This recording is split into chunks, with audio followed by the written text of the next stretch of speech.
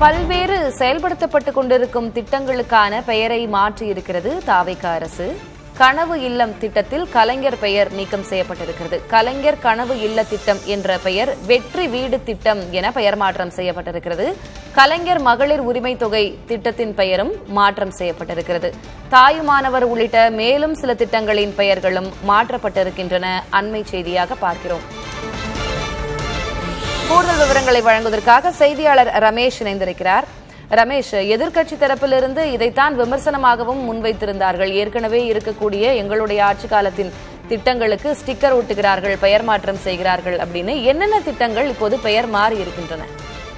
கலைஞர் மகளிர் உரிமை தொகை திட்டம் என்பது தற்போது பெயர் மாற்றம் செய்யப்பட்டு மகளிர் உரிமை தொகை என்ற திட்டமாக மாற்றம் செய்யப்பட்டு இந்த நிதியாண்டில் கிட்டத்தட்ட 1,30,00,000 பயனாளிகள் இருக்கிறார்கள். அவர்களுக்காக ஒதுக்கப்படக்கூடிய தொகை 14,000 கோடி. அதற்கு செலவு செய்வதற்காக என்று சொன்னால் இந்த பட்ஜெட்ல எடுத்து வைத்துவார்கள் பணத்தை. குறிப்பாக அந்த பட்ஜெட் என்பது தற்போது ஒதுக்கப்பட்டிருக்கிறது. ஏற்கனவே பாத்தீங்கன்னா நான் முதல்வன் என்ற திட்டம் பெயர் மாற்றம் செய்யப்பட்டது. அதன் தொடர்ச்சியாக தற்போது கலைஞர் வீடு கட்டும் திட்டம் குறிப்பாக பெயர் மாற்றம் செய்யப்பட்டது. அதே பாத்தீங்கன்னா கலைஞர் வீடு கட்டும் திட்டம் கடந்த அதிமுக ஆட்சியில் பசுமை வீடு கட்டும் திட்டம் என்று இருந்தது. அது திமுக ஆட்சிக்கு வந்த பிறகு கலைஞர் வீடு கட்டும் திட்டம் என்று மாற்றினார்கள். தற்போது அந்த வெற்றி வீடு கட்டும் திட்டம் என்று பெயர் மாற்றம் செய்யப்பட்டிருக்கிறது.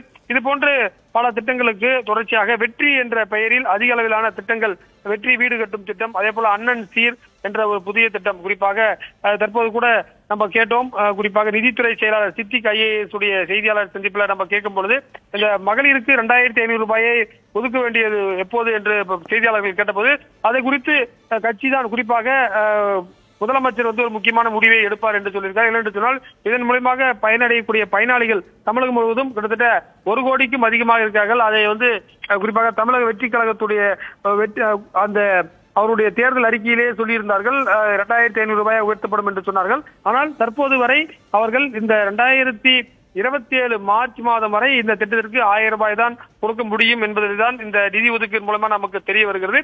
இது ஒரு முக்கியமான அப்டேட்டாக இருக்கின்றது.